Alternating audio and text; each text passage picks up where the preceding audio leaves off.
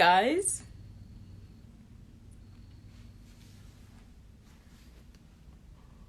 Oh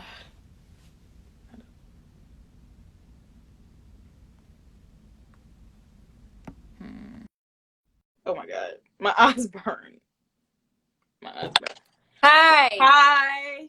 It's working. I know, finally. I was like alive and I was like, bro, I was not working. I don't know. Well, thank you so much for doing this. No, thank you. I'm very happy to. My computer is okay.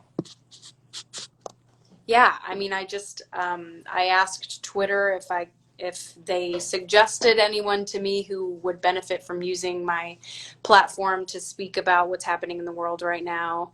And your name was one of the first accounts that I was suggested, so I figured, Aww. let's do it. And I just want to let you have this time to speak, and whatever you want to say, you have thousands of people who are willing to listen.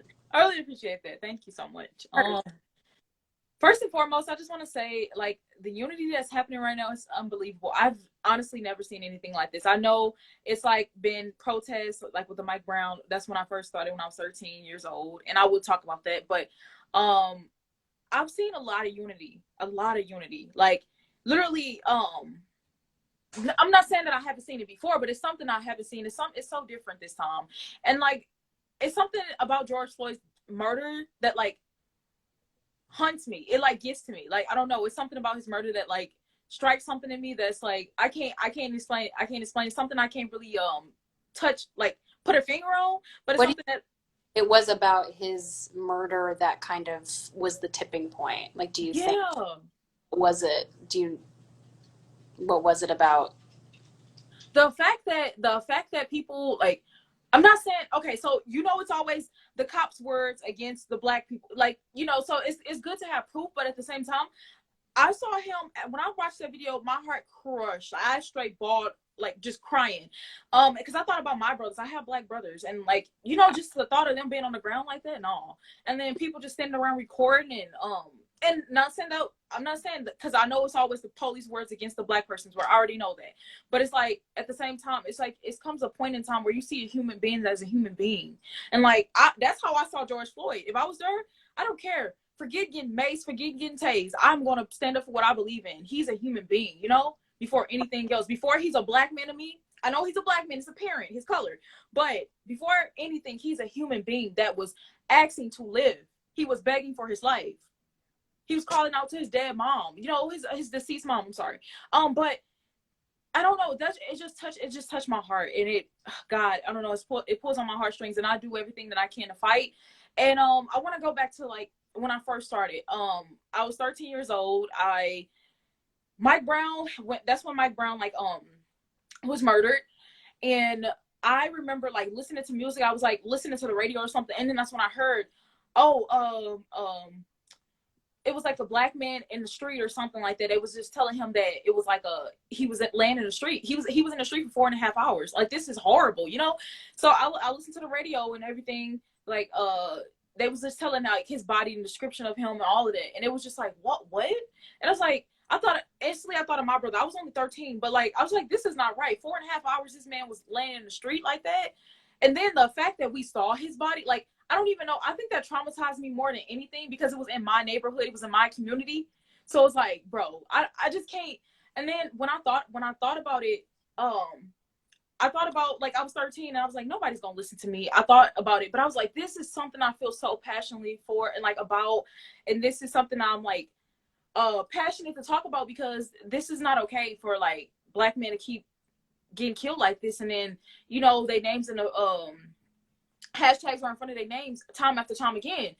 And when I first discovered that, I was like, when I was 13, when I first came to realization, like, this is a problem.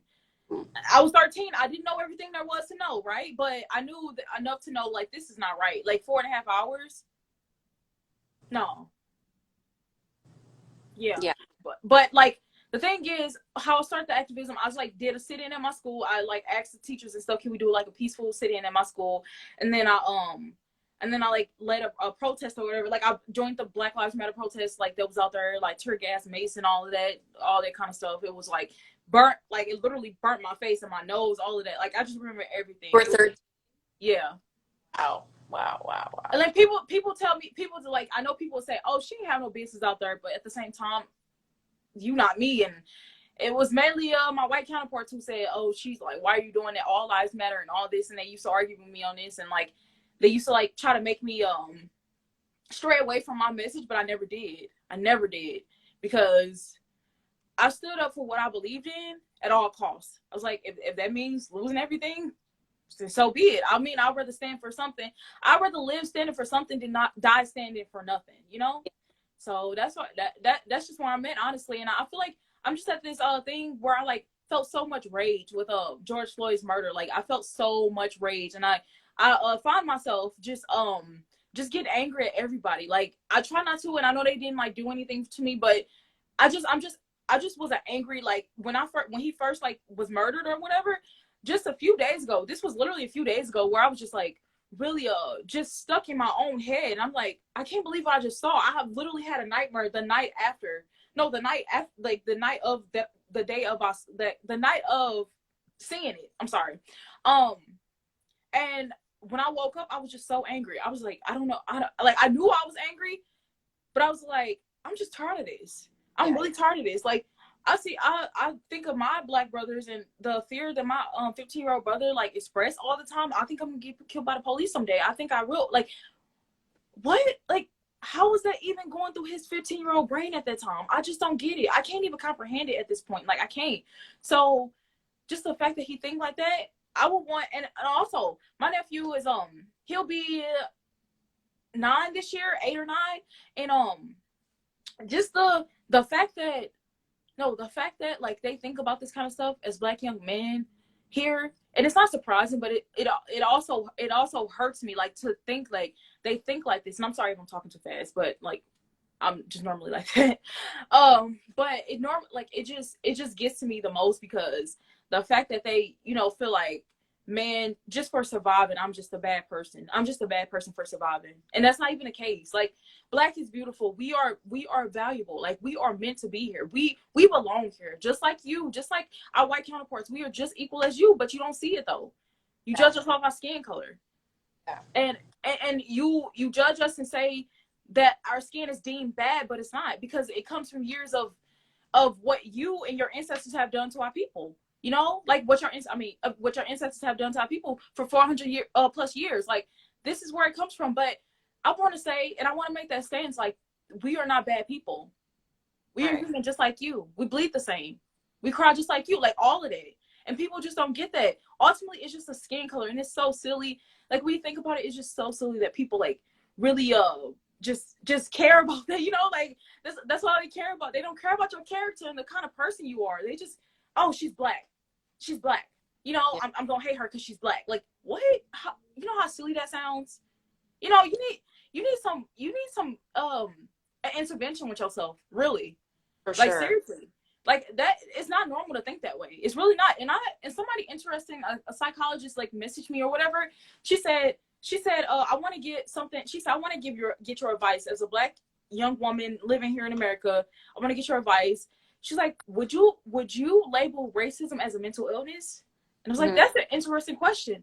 But you know what? I don't know. Because it's like, I got different like opinions on it, and I want to express that. Like, okay, so yeah, it's something not right about that. It's something not, you can't be right in the head if you thinking like, oh, just because this person is Black or not your color, that you feel the need to like be hateful and vile towards them, say some vile, like, just messed up things to them. But also, it's just like, it comes to like it comes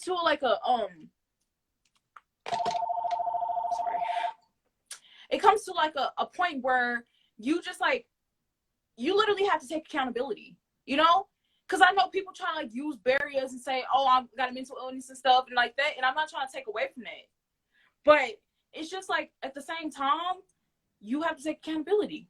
You really do. Do people actually blame their racism on a mental illness? Yes, that's why I said that's kind of interesting. I'm glad you asked that question. I'm glad you posed that question, but it's like, bro, you got to take accountability at some point. You can't I've keep never heard of that. That's one. right. Exactly, like a psychologist. She asked me like she DM'd me on Twitter and like asked me. She's like, "Well, I just want your opinion on this. Do you think like because people have said this to her like, do you think this should be labeled as a mental illness?" And I'm just like, I don't know. That's an interesting question though, but I don't know. I can't give you a straight answer on that. I mean, I think race is taught. You're not born racist. Exactly. Whereas, you know, you can be born with a mental illness. I don't think that, I think blaming your own racism and your inability to want to change and learn and enlighten yourself, Right. it's a very excuse to be like, I can't. This is just my mental illness. It's like Right. so many amazing posts lately and things that are like, it's okay to acknowledge that the way you've been thinking is wrong and change it. So I think there's so many people, because of their age, because of, you know, they're like, oh, I'm from a different time. It was different back then. It's like, great. Well, now it's 20 fucking 20. Let's Right. change.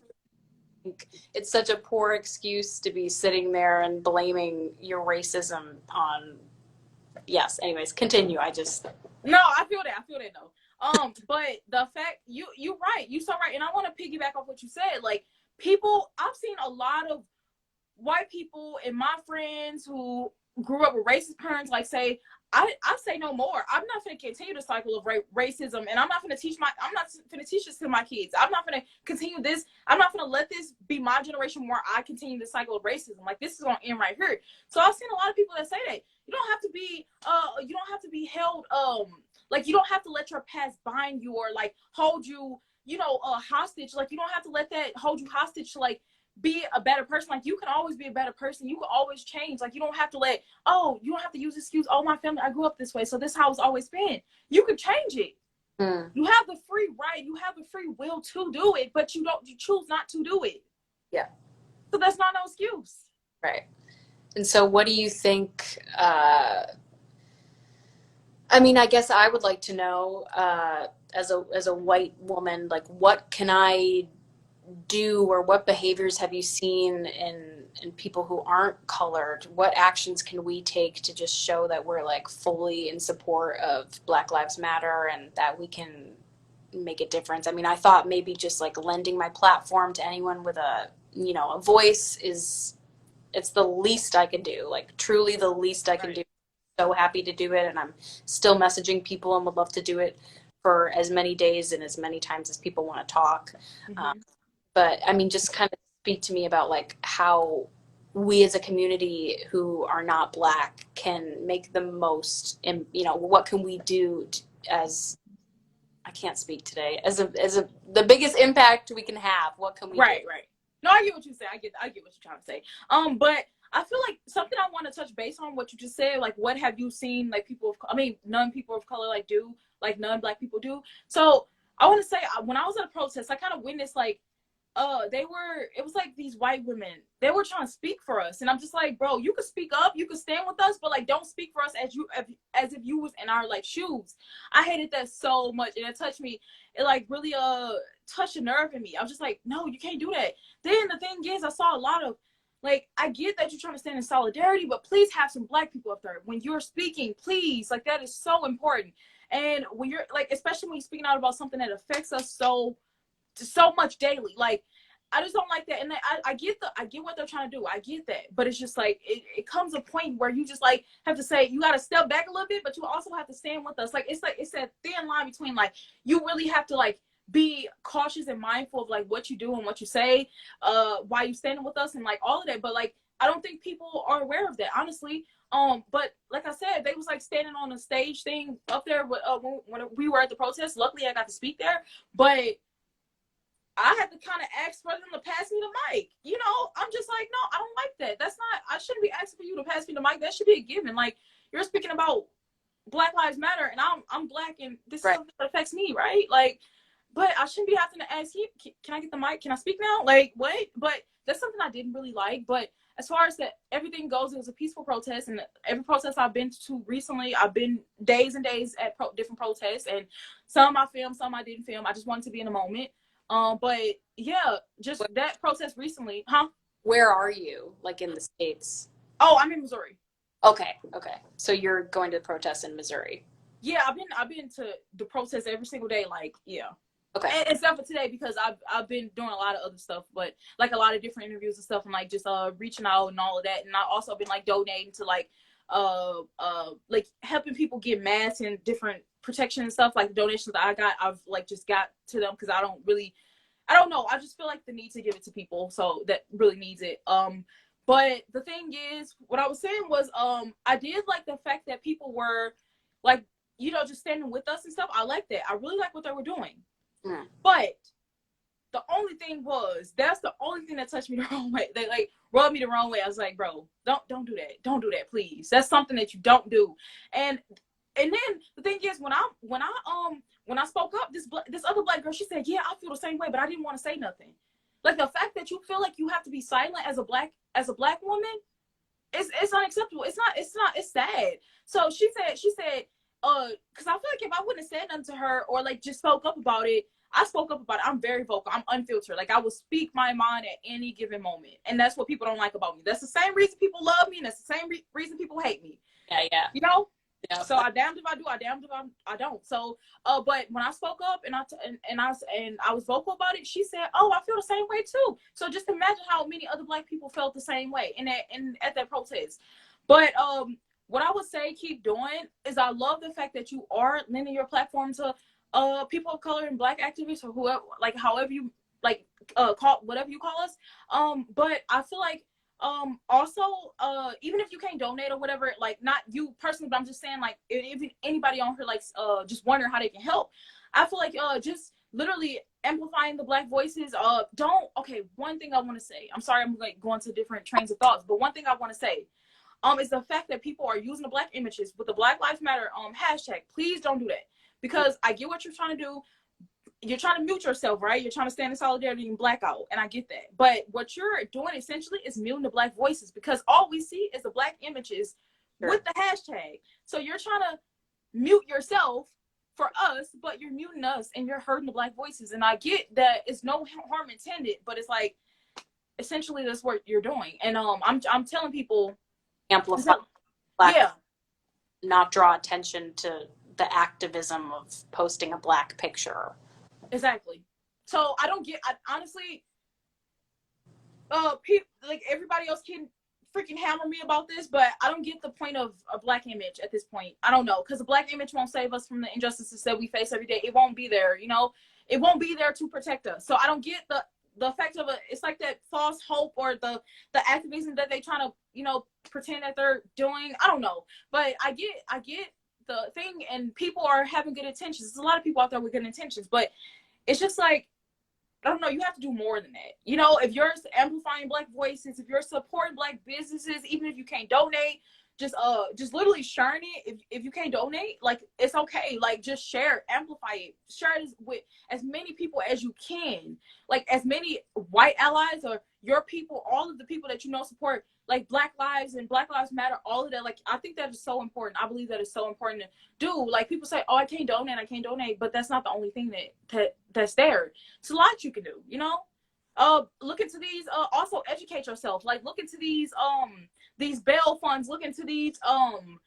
Look into like the black people who have been doing this for years. Yeah. Like myself, people didn't know I have been doing this for since I was 13, almost 7 years. I'll be 20 this year. Like people didn't know that, but I had to like tell them I'm here. You know, I'm here. Like I've been doing this, and I don't mean to like take away from the message, you know. But it's like at this point, when y'all talking about Black Lives Matter and y'all want to stand up for Black lives, I feel like it's so important with the non-white people with the bigger platforms to like literally use their platform just to like uplift the people who've been here doing this groundwork, you know, because I feel like our voices have been like muffled in between, like, you know, in between time, you know, with everything that's been happening. I feel like people are so wrapped up, oh my God, the white allies are standing up for us and all of that. That is so great. That is so great. But it's like, don't forget the people, not just myself. I'm not, this is not even about me, just about me, but I'm saying all the Black people who have been literally, Black activists who have been literally shedding, have been bleeding out there, tear gas, bullets, rubber bullets, all of that, you know, blood, sweat, and tears just every single day for years. Yep. I don't hear about these people all the time. I mean, people haven't even heard about me until like I posted on Twitter and like, I'm Kenidra. I've been doing this since I was 13. Like, I'm here, you know, like I'm here. I've been doing this, and I feel like I deserve to have my voice listened to, you know, and we all deserve to be heard. Like I said, it's not just about me. I feel like we all deserve to be heard. We all play a vital role in coming together and creating change that we wish to see. Our white allies, Black people, all of us have to come together on a united front and accept peace and love and unity, not as the norm, but the accept, like not at the what was I trying to say? Not the no, I'm sorry. Not at the not as the exception, but as the norm. Like this is what we need to do. You know, this is what, I'm sorry, I kind of stuttered a little bit because I'm like thinking about other stuff and I'm kind of getting notifications as I'm doing it. But what I'm saying is just like, you know, it's just so important to continue to uplift these voices, and people just say, oh, and then the thing is, what I hate the most is like the white allies be like, oh, I can't do much, you know. But it's not, you can do it, you know. It's a lot you can do. Just I don't think they understand, just by simply posting, tagging a Black activist who you really love, or many Black activists who you say, oh, you should go follow them, you should go follow their message, you should go get some like knowledge from them or whatever. Just doing that, I mean, that's a big deal for us. Yeah. Especially feeling ignored, and like we are whispering this conversation about us, you know, like, yeah, absolutely. It's incredibly important. I would love if you could send me more information of Black activists that I would love to have. Just yeah, absolutely. I think it's not just about me, you know. It's a lot of Black activists who have been doing this work, not just me. Yeah. A lot of Black activists does signing petitions up. I just saw that comment. Yes, absolutely. I will share. I don't know. I would definitely share a petition with you, Lily, and also like with my followers or whatever, because Breonna Taylor, we cannot forget about Breonna Taylor. The police shot into the house 22 rounds, like fired 22 times. And but the last time I looked at the petition, it was like at 1 million something, and we have to get to 3 million. So we need to sign these petitions, you know, like we need to get it to the governor of Kentucky. Because it's important. We can't forget about Breonna Taylor. You know, at the same time, all these Black people who have lost their lives, who have been brutalized by police and all of that, who have been victims of police brutality, like, we have to continue to stand up, and we cannot like mute out one voice just to lift up another one. You know, we have to find that balance, because it's kind of hard, but we have to find that balance. But yeah, we cannot forget about her. Absolutely, we cannot. So I got an email on that today, because somebody was reaching out to me like, can you amplify this and like put out this petition or whatever. And I do the best I can. I don't have the biggest platform, and but I do the best that I can with the people that I have, you know. So I really appreciate this, you know, this happening, because I do this from my heart. I don't do this for like people coming to my page. I don't do that for followers. I mean, when I had like 800 followers, I was still doing what I did, you know. Nobody knew who I was. I still kept going hard. I still kept fighting for what I believe in. So it's not to be like, oh, I got this many followers, I got that. You know, it's never to do that. And I always stay focused on the mission, why I came here, why I started this in the first place. Because when you get lost up in the freaking world of social media, and you just lose the messages all up in the air, and it's just not, you know, it's meaningless after a while. So you have to really stay focused on the message and like what you really want to see change in the world, you know, because right now it's hard times in the world, period. Yep. And we all need to stick together. I'm sorry about going on my rant. I know I'm kind of talking too much and going on my rant, but you know. Exactly what I wanted. It's so beautiful to hear you speak, and I'm so honored to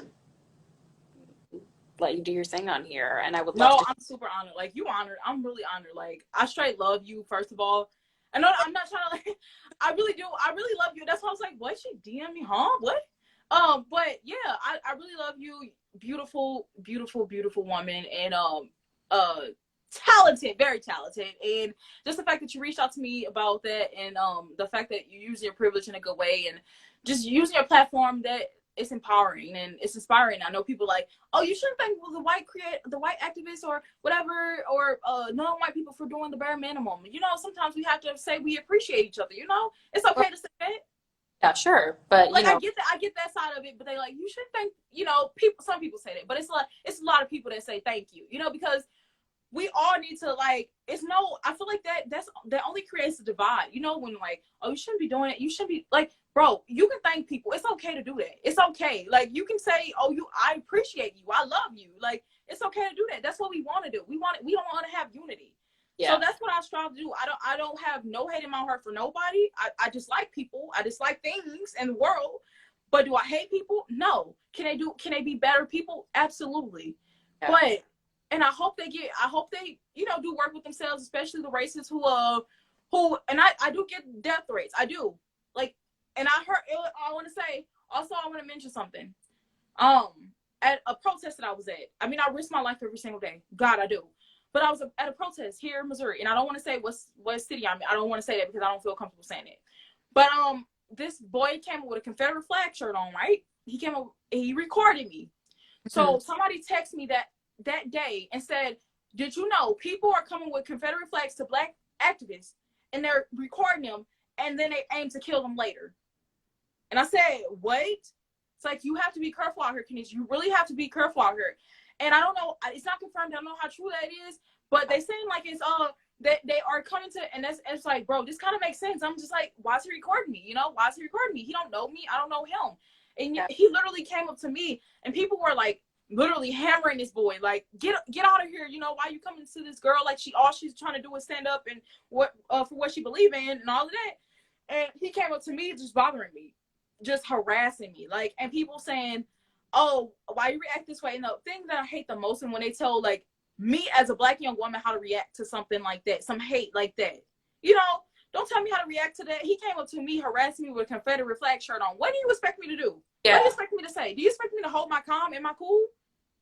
For sure. And then you say I feed into this angry black woman narrative. Okay, then if I do, so be it. Like, so be it. I am a human being before anything else. You know, I can't. And sometimes you expect us to keep our mouths shut and not say anything and all that. Like, forget that. We are human beings. Like, we can speak out. We can say what we want to say. You know. And no, it's not about being weak or letting them get to us. It's just like, bro, before anything, we're not ragdolls. We're not tools. We are out here doing the work.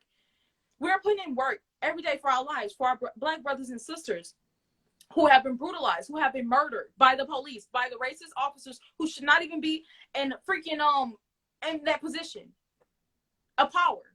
So the fact that people want to threaten, say, oh, you should go kill yourself, you don't belong here, call me apes, call me monkeys, all of that. I mean, I've heard it all. So at this point, it's just like, come up with something new. Come up with something new. You know, I mean, you want a cookie? Just come up with something new. I promise I'll give you a cookie if you come up with something new. Like, it's getting old to me, but it's like, does it make it any less hurtful? No. But at the same time, it's like, you have to be, what I want to end off with is like, no matter what, y'all, everybody who's listening right now, no matter what, like, it's not a bad thing to be kind. It really is not. Like, I don't get why it's so hard to be kind. It is so easy for people to be angry and people to be hateful, people to be mean to each other. But why not be kind? I mean, this is not, when I say this is the world that I want for my nephews right now and future generations to come, oh no, absolutely not. But am I working towards change? Do I want to work towards change and continue to work towards change when my the white allies who are standing up in solidarity with us, who are speaking up with us, all of that, who are standing up, speaking out, exposing racism in its tracks, all of that. Like, do I want to work towards that? Yes. And do I want to work towards a better world? Absolutely. But as far as just hating each other for no reason because of skin color, ultimately, like, that is so silly. I just don't get I just can't comprehend it. But, you know, it's just, I just don't know. I just feel like it's so important to be kind, especially today, in this world today.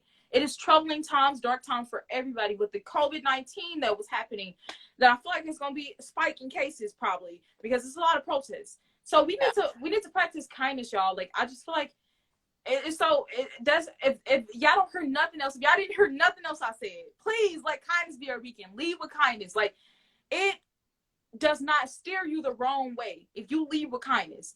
Because after my godmother passed away 7 months ago, that's all she taught. That's what she taught me, and that's something that really stuck with me. That really resonated with me. No matter what people do to you, don't wrong them the way they wronged you. Yeah. Be kind to them, even when they wronged you. And I know that's so hard as human beings, because we are conditional people. We are conditional people. We love on condition. You know, some people say, I love you unconditional. I do this, I do that, but we love on condition. And that's true. That's just facts, you know? And I don't know what you believe in, but what I believe in, the God I pray to, he's unconditional. He loves unconditionally. So people, us as man and brothers and sisters, or whatever you call it, we love conditional. And that's just like, I don't know, it's kind of sad, but it's like, you know, that's where we at now. And but yeah, that's what I want to leave off with. And just be kind, and you know, help anybody in need. If you see like black people who are being like targeted with racism or hate or whatever, call it out. Don't stand there and like watch it, because you are complicit. Like, you are a part of the problem. If you stay and you stand around and be like, oh, this not my problem, but you saw it. It is your problem at this point. You know, you saw it and you're standing there and you're not doing anything. It comes a point in time where you have to see a human being to a human being. You have to. I'm not saying don't pay attention. Don't see it for skin color, because we are who we are. You know, but I'm saying, like, as a human being to human being. When I saw George Floyd on that ground, I saw him as a human being. I didn't see him as just a black man, you know? Saw him as a human being, like one of my loved ones, or one of my brothers that could be on that ground, easily be on that ground. So that's why I was so angry. That's why I'm standing up the way that I do.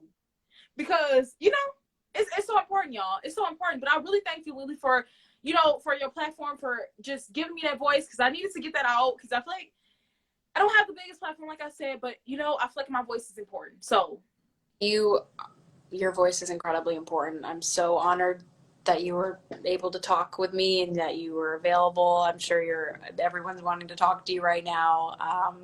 I just wanted your voice to be heard as well, and do this is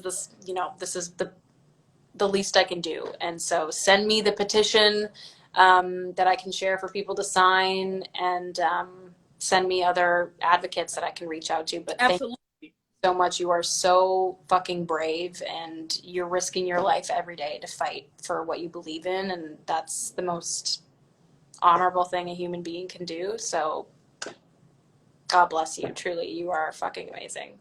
Thank you so much. I really appreciate that. You have a what time is it there? Like, is it night or 7:20 p.m. Yeah, I hope you have a great night, and continue spreading love and kindness, and please just continue to, you know, be there and do what you keep doing what you're doing, because it's amazing. Like, never doubt that for a second. Like, what you're doing is amazing. The fact that you gave me this platform is so amazing. So, and other, you know, and I would definitely send other black advocates and activists to you, and everything that I feel like I recommend, and all of that. You know, it's important. So, like I said, thank you so much, and I hope you have a great rest of your night, and be well and be kind, and, you know, that's for the people that's on here. Be kind, be well, y'all. I love y'all. Be cool. Be safe. Bye. Bye. Okay, guys, I thank y'all for joining. I'm gonna get off of here, but it was so amazing. Thank you guys for hearing me out. I really appreciate that. So I'm gonna save this live, so yeah, y'all can definitely watch it again.